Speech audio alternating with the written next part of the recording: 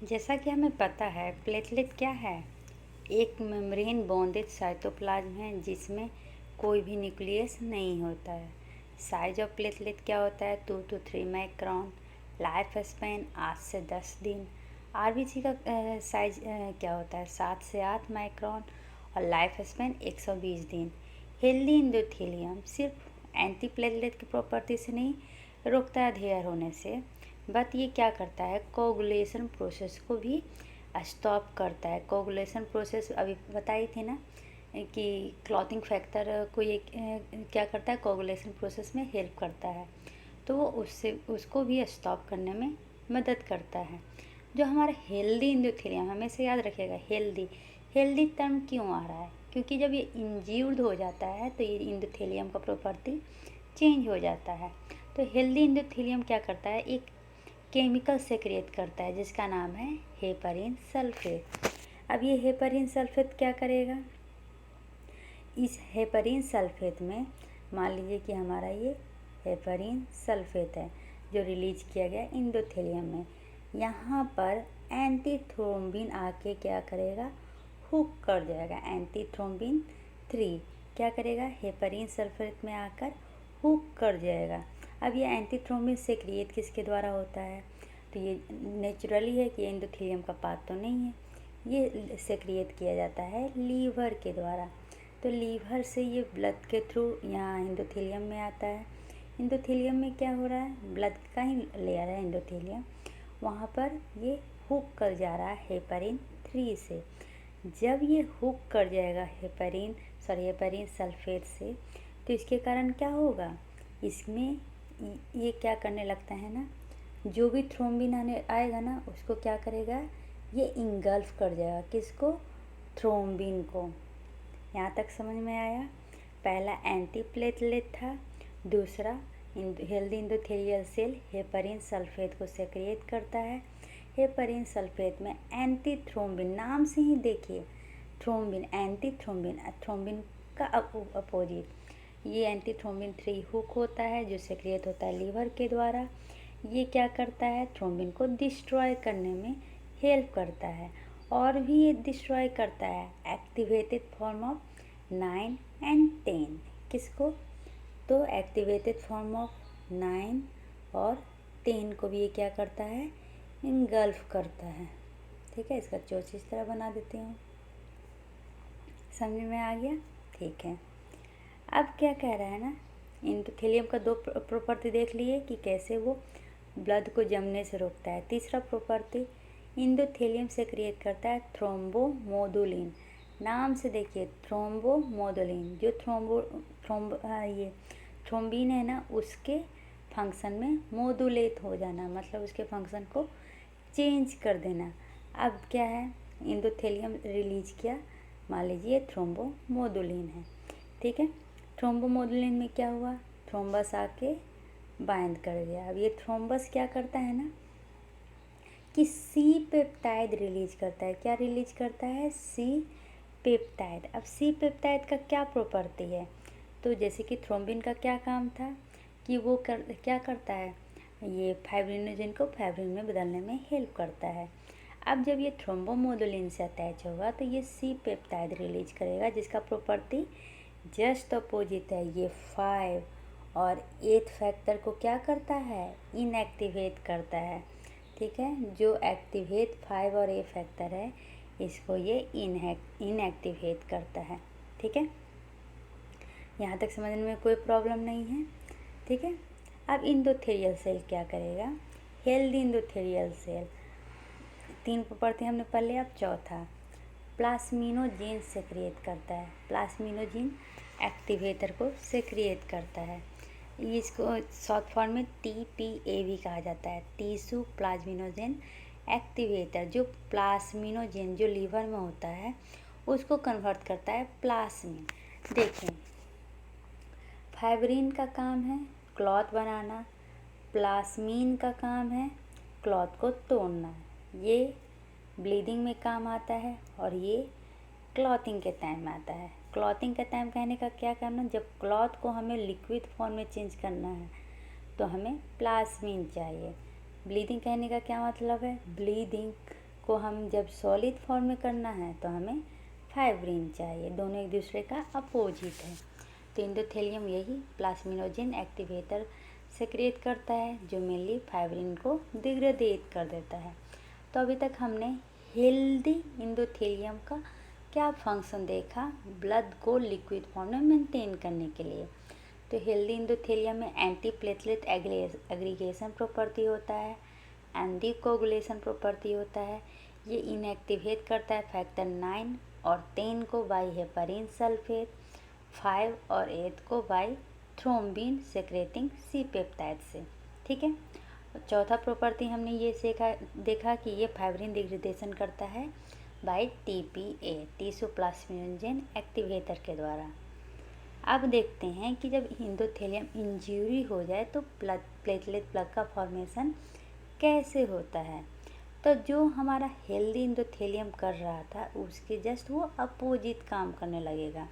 जैसे हमारा healthy endothelium का क्या काम था, एंटी थ्रोम्बिक, एंटी प्लेटलेट और एंटी कोगुलेंट का।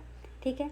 तो अब समझिए कि एंडोथेलियम इंजरी हो गया तो सबसे पहले वो क्या करेगा, तो वैसो कंस्ट्रिक्शन करेगा। याद रखिएगा, जब इंजरी होता है तो सबसे पहला काम क्या होता है, वैसो कंस्ट्रिक्शन का। तो इसमें मेनली कौन कौन हेल्प करते हैं देखते हैं। कहीं पर भी अगर कट जाता है तो हमारे मम्मी पापा क्या कहते हैं, अरे वहाँ पर प्रेशर डालो, प्रेशर। वो प्रेशर डालना ही वैसो कंस्ट्रिक्शन होता है। तो ये मेनली, ये तो हम ऊपर से कर रहे हैं ना, लेकिन हमारे ये तो नेचुरल प्रोसेस है ब्लीडिंग को रोकना, तो ये हमारे ये बॉडी के द्वारा भी किया जाता है नेचुरली। तो 3 प्रोसेस के द्वारा। कैसे, तो जो ब्लड वेसल के चारों तरफ न्यूरॉन्स हैं वो क्या करते हैं, वो neurogenic reflex of vaso constriction करते हैं। दूसरा, ब्लड वेसल के चारों तरफ जो स्मूथ मसल है वो भी कंस्ट्रिक्ट करते हैं, जिसको मायोजेनिक कंस्ट्रिक्शन कहते हैं। थर्ड, एंडोथेलिन। ये कौन सा एंडोथेलिन है, इंज्यूर्ड एंडोथेलिन सेक्रिएट करता है एंडोथेलिन को। क्या याद रखिएगा, इंज्यूर्ड एंडोथेलिन सेक्रिएट करता है एंडोथेलिन को, जो भी इसके कारण क्या होता है, वैसो कंस्ट्रिक्शन हो गया। ठीक है। वैसो कंस्ट्रिक्शन के कारण क्या होता है, वहाँ पर ब्लड कम पहुँच पाता है, जिसके कारण वहाँ पर उस एरिया में ब्लड का लॉस हो जाता है। ठीक है। अब इंज्यूर्ड पार्ट में कोई भी एंडोथेलियम नहीं है तो वहाँ पर क्या होगा, कोई भी एंटी प्लेटलेट प्रॉपर्टी नहीं होगा, कोई भी एंटी कोगुलेंट प्रॉपर्टी नहीं होगा। ठीक है।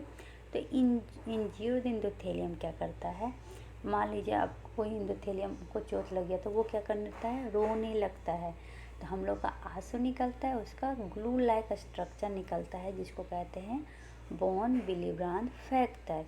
ये स्टिक हो जाता है कोलाजन एक्स्ट्रासेलुलर मैट्रिक्स से और उसके बाद वो क्या करता है, प्लेटलेट को अटैच करता है। तो इसका अगर कहानी की तरह देखें तो मान लीजिए ये हमारा एंडोथेलियम है, ये इंजरी कर गया।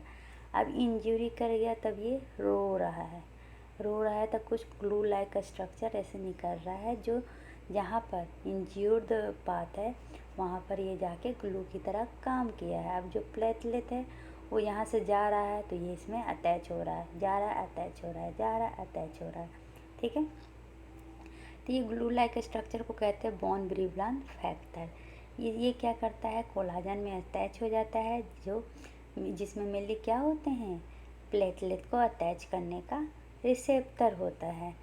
जो रिसेप्टर प्लेटलेट में प्रेजेंट होता है ना, उसको क्या कहते हैं, उसको कहते हैं ये GP1B। क्या याद रखिएगा, GP1B, ग्लाइकोप्रोटीन 1B। ठीक है। मतलब कि अभी तक मैंने क्या सीखा, इंज्यूर्ड एंडोथेलियम है वो रो रहा है, तो वो क्या रो रहा है, तो वो एक ग्लू लाइक स्ट्रक्चर सेक्रिएट कर रहा है। ठीक है। ग्लू लाइक स्ट्रक्चर सेक्रिएट कर रहा है। इसमें क्या होता है ना, ये पूरे कोलाजन में, इंज्यूर्ड कोलाजन में जाके अटैच हो जाता है। अब प्लेटलेट जो भी फ्लो करता है इससे आके ऐसे अटैच हो जाता है। तो किस रिसेप्टर के थ्रू, तो ग्लाइकोप्रोटीन 1B के द्वारा। ठीक है। अब ये रिसेप्टर बहुत ही इम्पोर्टेंट होता है क्योंकि मान लीजिए कभी कभी क्या होता है ना, हमारे ब्लड वेसल में सफिशिएंट प्लेटलेट होता है, लेकिन ये रिसेप्टर एब्सेंट हो जाने के कारण कोगुलेटिंग प्रॉपर्टी नहीं होती। क्योंकि ये रिसेप्टर नहीं है तो बॉन बिली ब्रांच फैक्टर से वो अटैच कैसे होगा, और अगर अटैच नहीं होगा तो कोगुलेशन कैसे होगा। ठीक है, तो इस तरह से आप समझ गए। तो जब ये ग्लाइकोप्रोटीन 1 भी रहेगा तो क्या होगा, ये प्लेटलेट को इंज्यूर्ड ये कोलाजन से अटैच करने में हेल्प करेगा। तो इस प्रोसेस को क्या कहते हैं, जो सबसे पहले बॉन बिली ब्रांच फैक्टर से जाके प्लेटलेट अटैच होता है उसको कहते हैं प्लेटलेट अधेयर, और इस प्रोसेस को कहते हैं प्लेटलेट अधेशन। प्लेटलेट अधेशन एक प्रोसेस है जिसके द्वारा प्लेटलेट स्टिक करता है प्लेटलेट नॉन प्लेटलेट सरफेस में। ये याद रखिएगा, एक टर्म और आएगा आगे दिखाऊंगी, लेकिन अभी देखिए प्लेटलेट एडहेशन मतलब क्या होता है, प्लेटलेट स्टिक किया है नॉन प्लेटलेट सरफेस पे। ठीक है, एक बार जब प्लेटलेट एडहेशन हो गया तो बॉन बिली ब्रांच फैक्टर क्या करता है, एक्टिवेट करता है रिसेप्टर ग्लाइकोप्रोटीन 1b को, जो मेनली ये प्लेटलेट को अटैच करता है। जब प्लेटलेट अटैच हो जाता है या अधेयर हो जाता है तो उसका जो मेम्ब्रेन है वो एक्टिवेट हो जाता है और रिलीज करता है फॉस्फोलाइपेज इंजाइम। ये फॉस्फोलाइपेज इंजाइम क्या करता है, फॉस्फेट लिपिड को ब्रेक डाउन कर देता है एराकिडोनिक एसिड में। एराकिडोनिक एसिड क्या करता है, ब्रेक डाउन हो जाता है थ्रोम्बोक्सिन में, किसके एंजाइम के द्वारा, साइक्लोऑक्सीजिनेज के द्वारा। अब तो आप बहुत कन्फ्यूजन कर गए होंगे कि अब इतना क्या पढ़ा दिया, तो यहाँ पर देखिए सिंपल दिया हुआ है। प्लेटलेट अटैच हुआ, प्लेटलेट का जो मेम्ब्रेन होता है वो सेक्रेट करेगा फॉस्फोलाइपेज ए, जो फॉस्फोलिपिड को क्या करेगा, चेंज कर देगा एराकिडोनिक एसिड में। एराकिडोनिक एसिड चेंज हो जाएगा थ्रोम्बोक्सिन में, जिसको किस एंजाइम के द्वारा, कॉक्स एंजाइम के द्वारा। ठीक है, तो ये कॉक्स एंजाइम के द्वारा चेंज कर देगा। तो थ्रोम्बोक्सिन का प्रॉपर्टी क्या है, द वैसोकंस्ट्रिक्शन और प्लेटलेट एग्रीगेशन। ठीक है, जब प्लेटलेट एडहेशन हो जाता है तो बॉन मिली ब्रांच फैक्टर एक्टिवेट करता है रिसेप्टर ग्लाइकोप्रोटीन 1b को। और ये रिसेप्टर के कारण क्या होता है, प्लेटलेट में चेंजेज हो जाती है। और ये चेंजेज मेनली कैसा होता है, देखें इस तरह से प्लेटलेट के सरफेस पे चेंजेज हो जाए। ये चेंजेस क्या होता है, तो ये स्टार्ट करता है रिलीज करना अल्फ़ा ग्रेन्यूल्स और डेल्टा ग्रेन्यूल्स, अल्फ़ा और डेल्टा ग्रेन्यूल्स। ठीक है, डेल्टा को देखिए कैसा लग रहा है, सैक लाइक स्ट्रक्चर लग रहा है ना, ये सैक ऐसे ही नहीं, मान लीजिए यहाँ पे आदमी है, ये इसको लेके जा रहा है। ठीक है, तो सैक, इसका सैक याद रखिएगा बहुत इंपॉर्टेंट है।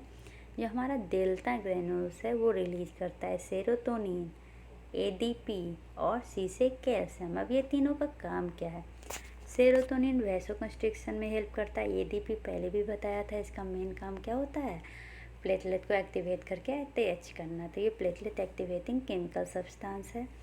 कैल्शियम कोगुलेशन फैक्टर को फिक्स करने का काम करता है। ठीक है, जितना ज़्यादा एडीपी होगा उतना ज़्यादा प्लेटलेट एग्रीगेशन होगा।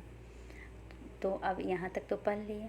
अब इसमें कुछ ड्रग्स का नाम जानते हैं जो इन सबको इनहिबिट करता है। जैसे ये कॉक्स एंजाइम जो मिले एराकिडोनिक एसिड को थ्रोम्बोक्सिन में चेंज करता था, इसको इनहिबिट करते हैं एस्पिरिन के द्वारा। ये जो एडीपी है इसको इनहिबिट किया जाता है टिक्लोपिडिन के द्वारा। ठीक है, अब मेनली हमारा जो प्लेटलेट ग्रेन्यूल्स था वो रिलीज किया था दो, अल्फ़ा और डेल्टा। डेल्टा का जान गया, अब अल्फ़ा क्या करता है, ये कंसनट्रेटेड कोगुलेटिंग फैक्टर 5 और 8 को fibrinogen platelet derived growth factor को क्या करता है, रिलीज करता है। किसको किसको याद रखिएगा, हमारा लीवर भी रिलीज करता है, लेकिन ये अल्फ़ा ग्रेन्यूल्स के द्वारा भी रिलीज होता है factor 8, 5 fibrinogen platelet derived growth factor. ठीक है, ये जो fibrinogen platelet derived growth factor है ना, ये अटैक करता है फाइब्रोब्लास्ट को। अब देखिए, these are also release from liver. बता दिया कि क्लॉटिंग फैक्टर लिवर के द्वारा भी रिलीज होता है, ज़्यादा उसके द्वारा ही होता है, ये अल्फ़ा ग्रेन्यूल्स के द्वारा कम रिलीज करता है। तो अभी तक हमने क्या पढ़ा, इंज्यूरी इंडोथेलियम क्या हुआ, पहले तो इंडोथेलियम इंज्यूर्ड हुआ तो सब इंडोथेलियम सरफेस का एक्सपोजर हुआ। अब इंज्यूर्ड इंडोथेलियम रोया, ग्लू लाइक स्ट्रक्चर रिलीज किया जिसको कहते हैं बॉन विलिब्रांड फैक्टर। इसमें क्या होता है, प्लेटलेट आके अधेयर कर जाता है। ठीक है, अधेयर कैसे करता है, तो ग्लाइकोप्रोटीन 1b के द्वारा। एक बार जब अधेयर कर दिया तो क्या होता है, ये रिलीज रिएक्शन स्टार्ट करता है जिसमें ज़्यादा से ज़्यादा प्रोटीन स्टिक करते हैं इसको कहते हैं प्लेटलेट एग्रीगेशन। देखिए यही बताना चाह रहे थे। एक हमने पढ़ा था प्लेटलेट